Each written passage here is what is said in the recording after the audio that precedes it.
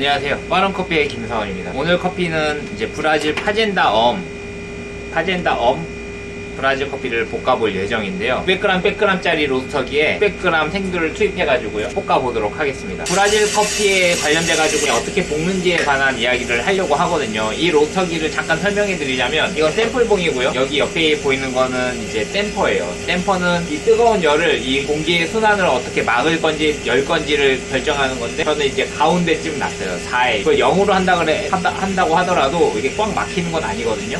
근데 어찌됐든 막으면 이 안에서 많이 맴돌겠죠. 열면 어떻게 됐어요? 열기가 많이 빠져나가서 로스팅이 원할 때 이루어지지 않는 역할을 하기도 합니다. 그래서 저는 한 4 정도에 놨고요. 투입 온도는 굉장히 예민한 문제인데 겨울이다 보니까 일반 온도보다 조금 더 높게 설정을 했습니다. 온도에 따른 로스팅 시작하려고 합니다. 처음에 이제 생두를 넣게 되면은 온도가 쭉 떨어져요. 기온도가 쭉 떨어지고요. 기온도가 어디까지 떨어지는지가 핵심인데 일단 600g짜리 600g을 넣었기 때문에 꽤 많이 떨어질 거라고 저는 생각합니다. 일단은 떨어지는 온도가 나오면은 그때 알려드리고요. 로스터 기계마다 여기 위치마다 다른데 이 위치가 아래에 있으면은 불과 가깝잖아요. 온도가 좀 높고 이게 위에 있으면 온도가 좀 낮은 편. 이거는 적당한 위치에 있어가 몇 도가 될지 모르겠는데 1분에서 30초에서 1분 3초 이내에 중점 마지막 온도가 찍힙니다. 지금도 계속 떨어지고 있고요. 온도가 10도에서 30도 사이가 되지 않을까 예상합니다. 지금 보니까 120.5 그러니까 예열을 꽤 높게 해놓은 거예요. 보통 첫 배치에는 100도 이하로 떨어지면 예열이 덜 된 거고요. 100도 이상으로 온도가 찍히면 예열이 적당히 된 거라고 생각하시면 됩니다.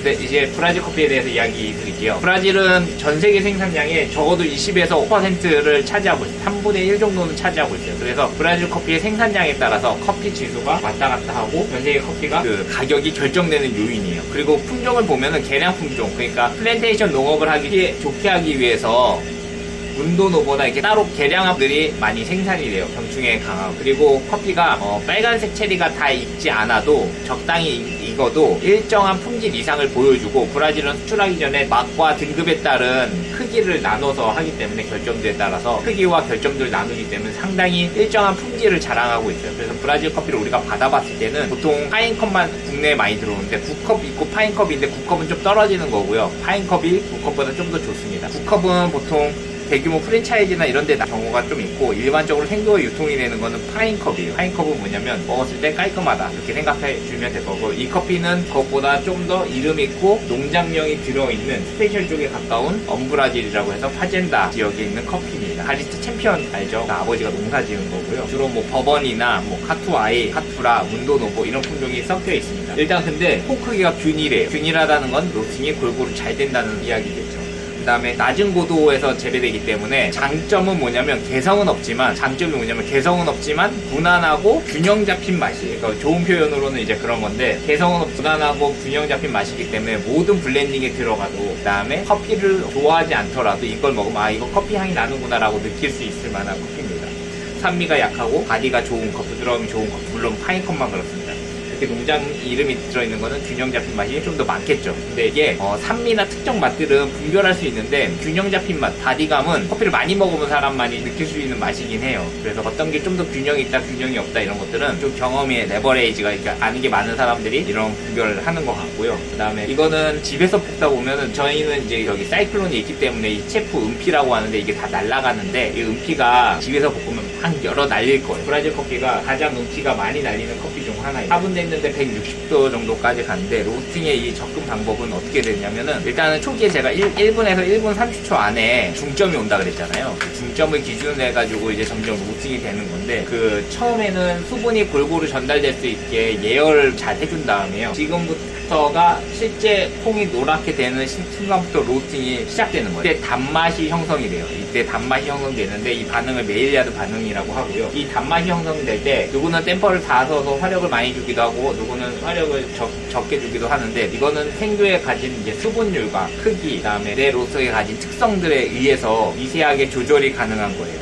이 미세한 조절에 의해서 로스팅 대회 같은 거 보면은 누구는 상을 받고 뭐 상을 안 받고 이러잖아요. 누구는 예속 통과를 하고 이때부터 로스팅이 잘 되기 때문에 이때 미세한 화력을 어떻게 조절해야 하는지가 나오는데 브라질 커피는 아까 제가 단맛이 중심이 된 바디감이 좋은 커피라고 했잖아요. 그러니까 제 개인적으로는 낮은 불로 너무 세지 않은 화력으로 낮은 불로 좀 길게 끓여주는 게 나쁘지 않다라고 생각합니다. 1차 크랙은 한 200도 정도에서 터지는데요. 메일야드가 끝나는 이 과정에서 일팝이 시작하기 직전 이거는 190도 정도에서 터질 것 같은데, 이 직전에 화력을 어떻게 주느냐에 따라서 그 단맛에서 넘어가는 초콜릿 맛이 어떻게 형성되는지가 설정이 됩니다. 이때 핵심이에요. 이때는 그냥 커피가 갖고 있는 전반적인 단맛만 형성되는데, 이 1차 크랙과 배출 타이밍에 의해서 초콜릿 맛이랑 뭐 여러 가지 특정 커피가 갖고 있는 여러 가지 향미들의 표현이 방법이 좀 달라요. 그리고 어떻게 스킬이 달라지는 거거든요. 오늘은 브라질 커피에 맞게 은은하지만 집에서 핸드드립이나 이런 걸로 먹기 좋게 로스팅하는 방식을 집중해서 이야기 드리도록 하겠습니다.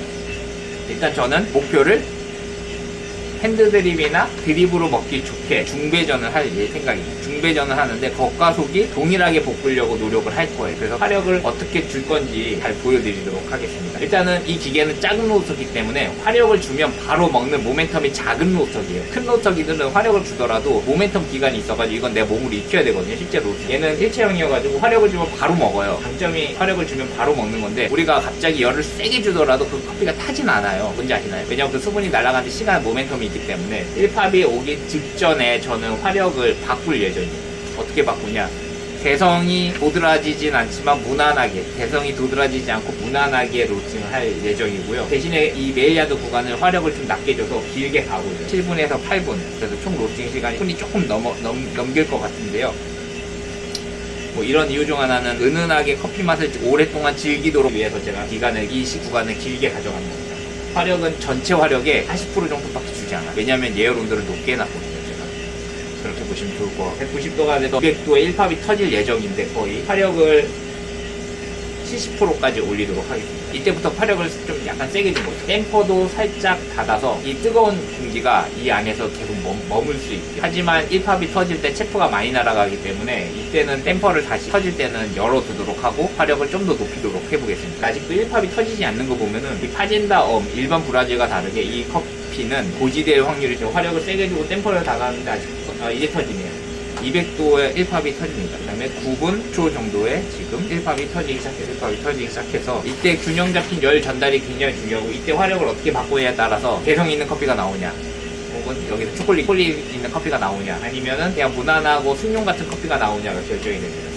일단 저는 초콜릿 향을 높이기 위해서 화력을 최대로 바꿔보겠습니다. 이 600g짜리에 600g을 넣기, 최대를 해도 온도가 급격히 상승되진 않아요. 1팝이 터지기 때문에 댐퍼를 아까 닫았는데 댐퍼를 다시 좀 열어주세요. 뭐 이거 열을 낮추는 게 아니라 이 안에 나오는 여러 가지 체프나 이런 것들을 사이클로 내보내기 위해서 여는 거고요. 이게 화력을 최대로 줬기 때문에 거의 댐퍼를 열더라도 이 안에 있는 열이 빠져나가진 않아요. 그 다음에 1팝일 때 변화가 많기 때문에 이때 변화를 갑작스럽게 주면서 제가 원하는 건 그나마 무난하지만 개성 있는 커피를 만들려고 하는 거예요. 초콜릿 같은 향미를 표현하기 위해서 화력을 한 번에 올렸고요. 템퍼를 이제 좀 닫고 화력을 낮춰가지고 약간 질질 끌어주면서 시리얼 같은 향미가 나올 수 있게 좀 끌어주겠습니다. 1팝 때 화력을 강하게 준 거는 겉과 속을 제가 아까 균일하게 볶고 싶다고 했잖아요. 사실 이거는 생두의 수분율과 관계되어 있는데, 그나마 겉과 속을 동일하게 익히기 위해서는 1팝일 때 조직 변화가 많을 때 화력을 세게 주는 게 좀 더 유리해서 그렇습니다. 근데 이게 또 너무 세게 주면 속이 탈 생두를 보고 결정을 해야 되는 문제들이 있습니다. 일단은 로스팅이 이제 거의 다 되어가고 있고요. 제가 중배전에서 한다고 했잖아요. 7에서 220도 사이 어느 순간에 이제 끝낼 건데요. 화력을 좀 더 낮춰주고 댐퍼는 그대로 두고 이제 온도와 통엔 상태를 보고 중배전이 됐을 때 220도 정도 됐을 때 배출하도록 하겠습니다. 일단 브라질 커피를 디테일하게 한번 설명하면서 이제 볶아봤는데요. 브라질 커피가 이제 더 이상의 저가 커피가 아닌 시점이 왔어요. 10,000원이 넘었기 때문에 킬로그램 가격 이렇게 디테일하게 하나씩 알려드릴 예정이고요. 뭐 다른 커피들도 시간이 된다면 로스팅을 할 때 어떻게 로스팅해야 되는지, 생두 특성에 맞게 어떻게 소량해야 되는지에서 하나씩 강의를 만들어 보려고 합니다. 브라질 커피를 볶았는데 원래 내추럴 계열이나 펄푸드 내추럴 계열은 울긋불긋해요. 보니까 그래도 상당히 균일한 편이고, 이거는 어떤 의미냐면은 한 날 안에서 생산됐다는 거. 이렇게 로스팅을 끝냈고요. 그럼 시청해 주셔서 감사합니다.